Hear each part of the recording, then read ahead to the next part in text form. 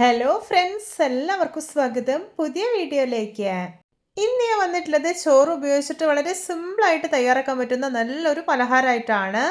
എന്നും പറയുന്ന പോലെ വീഡിയോ കണ്ടിട്ട് ഇഷ്ടപ്പെടുവാണെങ്കിൽ ലൈക്ക് ചെയ്യുക, ഷെയർ ചെയ്യുക, കമൻറ്റ് ചെയ്യുക, ചാനൽ സബ്സ്ക്രൈബ് ചെയ്യാനും മറക്കരുത്. പിന്നെ ഫേസ്ബുക്കിലൂടെയാണ് വീഡിയോ കാണുന്നതെങ്കിൽ പേജ് ഫോളോ കൂടി ചെയ്യണേ. അപ്പോൾ നമുക്ക് നേരെ വീഡിയോയിലോട്ട് പോവാം. ആദ്യം ശർക്കര പാനി റെഡിയാക്കി എടുക്കാം. അതിനായിട്ടൊരു പാനിലോട്ട് 2 അച്ച് ശർക്കര വെച്ച് കൊടുത്തിട്ടുണ്ട്. ഇനി ഇതിലോട്ട് 1/2 ഗ്ലാസ് വെള്ളം ഒഴിച്ചു കൊടുക്കാം.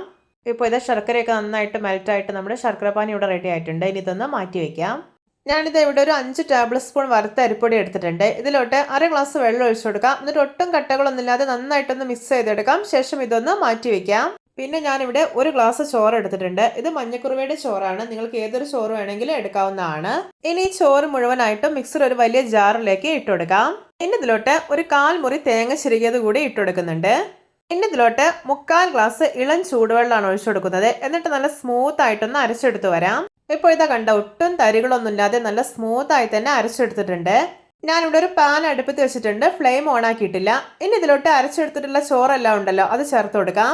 ഇനി ഇതിലോട്ട് നേരത്തെ മിക്സ് ചെയ്ത് മാറ്റി വെച്ചിരിക്കുന്ന അരിപ്പൊടി ചേർക്കാം. പിന്നെ ശർക്കര പാനി കൂടെ അരിച്ചിട്ട് ചേർക്കുന്നുണ്ട്. എന്നിട്ട് നന്നായിട്ടൊന്ന് മിക്സ് ചെയ്തെടുക്കാം. ശേഷം ഫ്ലെയിം ഓൺ ആക്കാം. ഇനി ഇതൊരു മീഡിയം ഫ്ലെയിമിൽ വെച്ചിട്ട് കൈ എടുക്കാതെ ഇളക്കിക്കൊണ്ടിരിക്കണം. ഇപ്പോൾ ഇത് ചെറുതായിട്ട് കുറുകി വരാൻ തുടങ്ങിയിട്ടുണ്ട്. ഇനി ഇതിലോട്ടൊരു 1 ടേബിൾ സ്പൂൺ നെയ്യ് ഒഴിച്ചു കൊടുക്കാം. എന്നിട്ട് വീണ്ടും ഇളക്കി കൊടുക്കാം. ഇപ്പോൾ നമ്മളിത് ഇളക്കാൻ തുടങ്ങിയിട്ട് ഒരു 15 മിനിറ്റ് ആയിട്ടുണ്ട്. നന്നായിട്ട് കുറുകി വന്നിട്ടുണ്ട്. ഇനി ഇതിലോട്ടൊരു 1 ടേബിൾ സ്പൂൺ നെയ്യ് കൂടെ ചേർത്ത് കൊടുക്കാം. എന്നിട്ട് വീണ്ടും ഇളക്കാം. ഇതിലോട്ട് ഞാൻ ഒരുപാട് നെയ്യൊന്നും ചേർക്കുന്നില്ല. നല്ല ഹെൽത്തി ആയിട്ടുള്ള ഒരു പലഹാരമാണിത്. നിങ്ങൾ എല്ലാവരും ഇതുപോലെ ഒന്ന് ഉണ്ടാക്കി നോക്കണേ.